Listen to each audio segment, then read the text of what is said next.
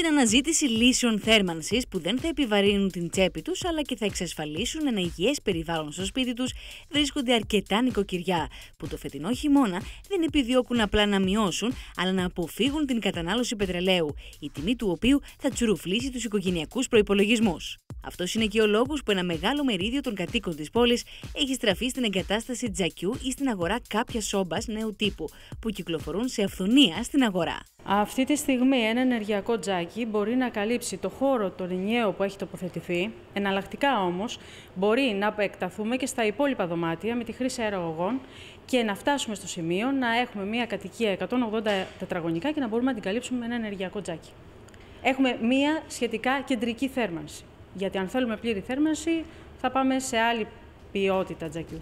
Αερόθερμο ενεργειακό τζάκι, έτοιμο τζάκι από μαντέμι, σόμπα ή τζάκι που καίει πέλετ, ακόμη και τζάκι καλοριφέρ. Πρόκειται για μερικές μόνο από τις επιλογές που έχουν όσοι αποφασίσουν αυτή τη μορφή θέρμανσης. Μάλιστα, αναφορικά με τα πέλετ, πρόκειται για ένα οικολογικό καύσιμο που συγκεντρώνει πολλά θετικά στοιχεία, αφού πρόκειται για φθηνό υλικό, ενώ οι εγκαταστάσεις δεν χρειάζονται σωλήνες ή καμινάδα. Στην περίπτωση τώρα που δεν έχουμε καμινάδα, ποια είναι η εναλλακτική λύση?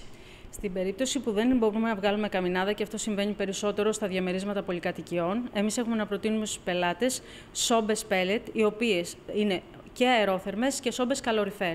Όπως προείπαμε και νωρίτερα στο τζάκι, ότι έχουν τη δυνατότητα να ζεστάνουν τους χώρους ενός σπιτιού μέσω των σωμάτων καλοριφέρ και τα νερά σε κουζίνα και μπάνιο. Απλά καύσιμο υλικό τους είναι το πέλετ που είναι οικολογικό, δεν έχει ρήπους, γι' αυτό δεν χρειάζεται να υπάρχει και καμινάδα εκτός του σπιτιού.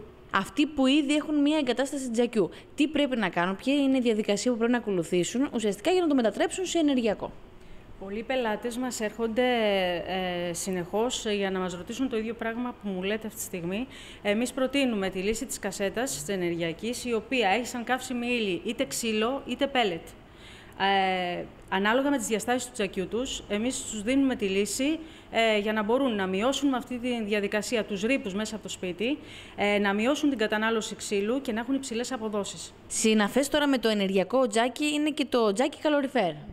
Το οποίο έχει περισσότερες δυνατότητες από το ενεργειακό. Εδώ μιλάμε για κεντρική θέρμανση πλέον σπιτιού, εναλλακτική του καυστήρα πετρελαίου, που μπορούμε να ζεστάνουμε όλα τα σώματα που υπάρχουν μέσα στο σπίτι και να έχουμε παροχή ζεστού νερού έως 14 λίτρα το λεπτό σε κουζίνα και μπάνιο.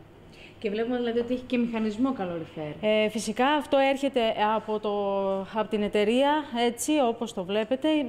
Από εκεί ξεκινάνε οι υδραυλικοί και φτιάχνουν όλες τις ενώσεις με τις δικές τους σωληνώσεις. Σύμφωνα με τους επαγγελματίες του κλάδου, τα τελευταία 2 χρόνια η ζήτηση έχει αυξηθεί κατά 50%, αφού πλέον ένα τζάκι ή μια σόμπα μπορεί να καλύπτει τις ανάγκες ενός μεγάλου σπιτιού ή διαμερίσματος.